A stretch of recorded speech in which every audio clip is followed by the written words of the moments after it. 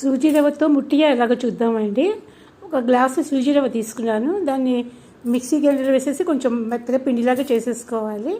అందులో ఏంటంటే chilli flakes, next ఏమో కొత్తిమీర, సాల్ట్, కొంచెం ఈనో, హాఫ్ కప్ అండి. ఒక గ్లాస్కి హాఫ్ కప్ పెరిగే తీసుకోండి, అది సరిపోతుంది అనమాట. ఇట్లా డోలాగా కలిపేసేసుకోండి. కలిపేసుకుని పక్కన పెట్టేసేసుకుని తర్వాత వెజిటబుల్స్ తరిగేసుకుంటే ఇది చక్కగా ఫ్లవరింగ్ లాగా అవుతుంది అనమాట. ఈ వెజిటబుల్స్ ఏంటంటే మనకి ఏవి కావాలంటే వేసుకోవచ్చండి.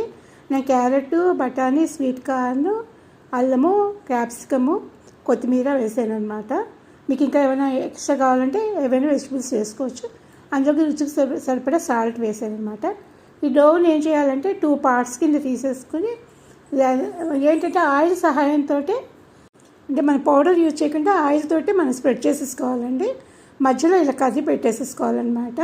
ఇదేంటంటే చుట్టూ రాకుండా చూసుకోండి, మధ్యలోనే పెట్టుకోండి, లేకపోతే పక్కన నుంచి వచ్చేస్తుంది అనమాట. దీన్ని టైట్గా ఇట్లా రోల్ చేసేసుకోవాలన్నమాట. రోల్ చేసేసుకొని స్టీమ్ మీద బాయిల్ చేయాలన్నమాట. కుక్ చేస్తే ఏమవుతుందంటే స్టీమ్ మీద చాలా బాగా వస్తుంది. దాని మీద ఏంటంటే టమాటా కెచప్ రాసి అప్పుడు వెజిటబుల్స్ పెట్టామనుకోండి, అప్పుడు వెజిటబుల్స్ బయటికి రావన్నమాట. మీరు ఇట్లా ట్రై చేసి చూడండి, పిల్లలకు కూడా చాలా బాగా నచ్చుతుందండి. బయటికి వెళ్ళి తింటామని అందరూ మనమే ఇచ్చేస్తే కనుక. ఇది ఆయిల్ మీద ఏంటి మనం స్టీమ్ మీద ఒక 15 మినిట్స్ నేను కుక్ చేశానండి. చాలా చిన్న చిన్న పీసెస్ కింద కట్ చేసేసుకోవాలి. మధ్యలో కర్రీ వచ్చి చాలా బాగుంటుందన్నమాట. ఆవాలు, జీలకర్ర, నువ్వుపప్పు, కొంచెం కరివేపాకు అనమాట.